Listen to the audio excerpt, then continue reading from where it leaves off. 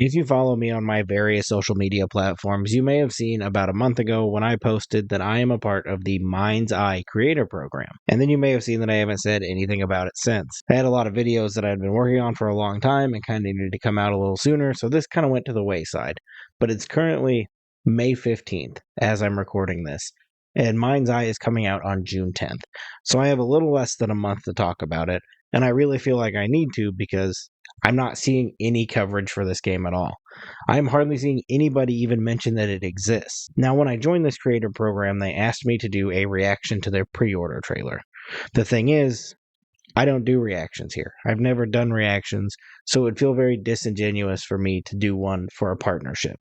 Another reason why I felt like I shouldn't be doing a reaction is because I have seen every single piece of Mindseye content as it was released, because I am so deep into this game that I want to know what it is the moment it comes out. So if I were to do a reaction, then it would just be made up acting of things I've already seen, because I already know what's coming. So I thought today, instead of doing that and to kind of fill the obligation that I have to them and also the obligation to you to continue to make the things the way I always do, I would instead do an analysis kind of the trailer, break down why I'm really excited for Mindseye, what Mindseye even is, because you probably don't know because nobody's talking about it. So starting from the very basic of basic, Mindseye is the first game coming from the studio Build a Rocket Boy. If you don't know what Build a Rocket Boy is, that is a studio created by former president of Rockstar North, Leslie Benzies.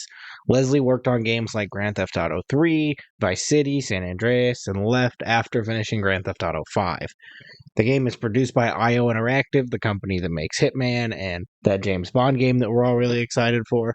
Now, before I really get into what Mindseye is, you can't really talk about Mindseye without talking about Everywhere.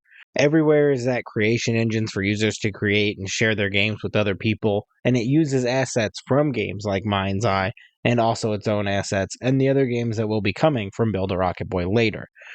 Now, I like these kind of games. I was into Dreams. I was into, what was it, Project Spark, that Xbox one. But I have no interest in Everywhere. That's not really my thing to be doing, like a in-depth PC coding kind of game. And that's great because Mindseye can be played entirely separately of Everywhere.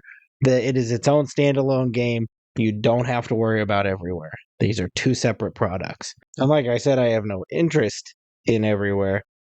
My interest in Mindseye is in like every facet of it. I'm really into the aesthetic of this. The gameplay style of this game seems to be exactly what I want. It is not an open world game like a Grand Theft Auto. It's actually more of a mafia style game. It's one of those pseudo open worlds, like a linear structure mission based game that's kind of living in the shell of an open world that you're not really actually free roaming around. It's usually chapter based, and there's times where you can go out and do things within the open world. But really, the open world is just the housing of all the missions placed within it. And I love this style. I am a super big Mafia fan. Mafia 2, I think, is one of the greatest games ever made. It's probably in my top 5 to top 10 games ever made. And I love this structure of storytelling. I think it lends better to a story more than an open world. Because with an open world, you always end up with that inevitable thing where you are required to do something very quickly for the story, and then the mission ends. But then you get distracted by like 12 things in the open world. In about 2.5 hours, you get to that thing you were supposed to get to really quickly, and it feels really just off because it was supposed to happen much quicker. These games fix those kind of things by kind of forcing you into doing the thing quickly if you have to. But they do leave you a little bit of leeway if you want to go off in the free roam world, but you never really have to. And that doesn't mean I'm not a GTA fan. Your boy goes deep on some GTA 5. I have like 3 weeks worth of hours of playtime into GTA Online. Just GTA Online, not counting the GTA 5 campaign. It was like an addiction for me for like a really long time. I had to back myself off of it. And boy, let me tell you, do I have the itch to jump right back in after watching that GTA 6 trailer. That game cannot come out fast enough for me. I denied the delay rumors forever and ever and ever, and then they hit, and I'm still kind of in denial. But man, does that game look incredible. It really might make me boot up GTA 5, and it's been like 4 or 5 years since I left that. I'm getting distracted. We got to go back to Mindseye. Now, looking at the Mindseye gameplay, we'll go back to that GTA thing here, because it does look very GTA 5-esque. If you look at the running, the character models move very similar to your GTA 5 characters. The gunplay looks very similar to the gunplay featured in Grand Theft Auto 5. And while that is, a 12-year-old game now, it doesn't feel like a bad experience if you go back to Grand Theft Auto 5.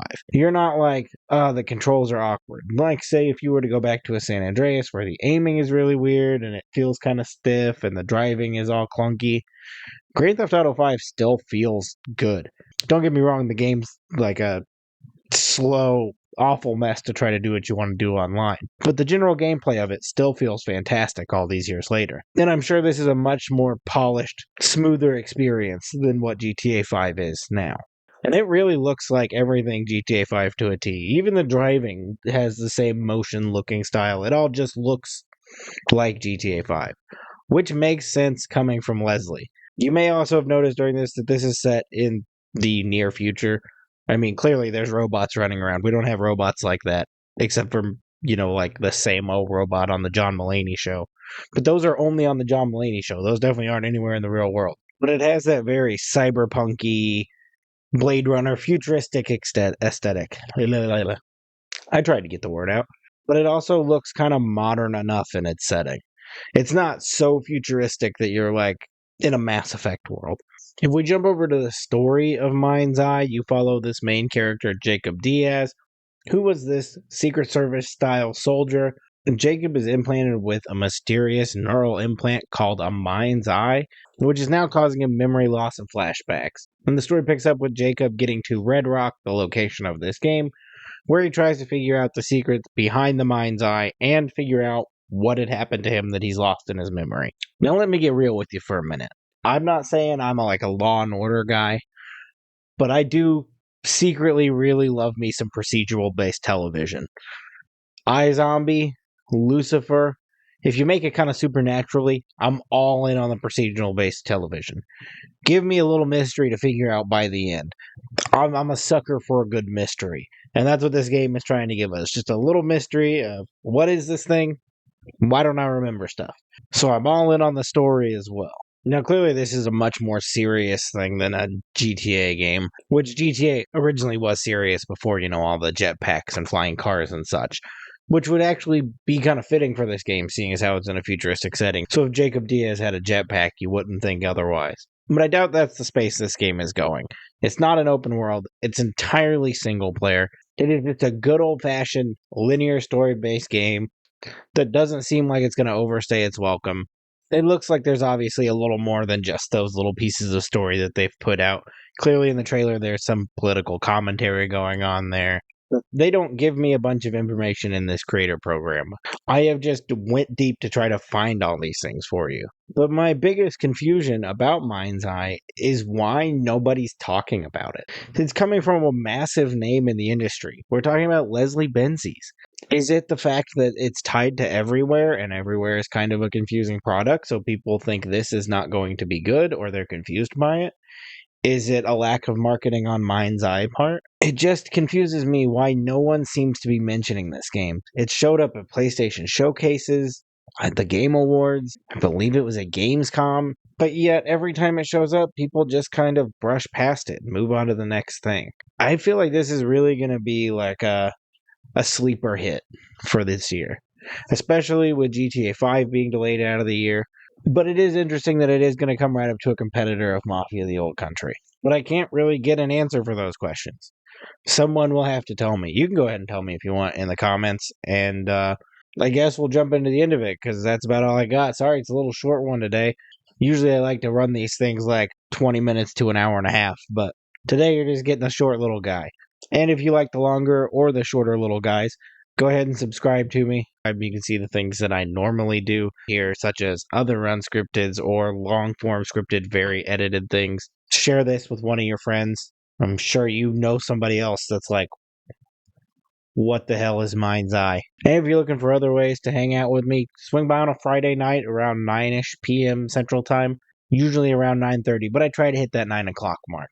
I'm still streaming through all of the Tony Hawk's Pro Skater games. Should be hitting Pro Skater HD or just past it by the time this is recorded.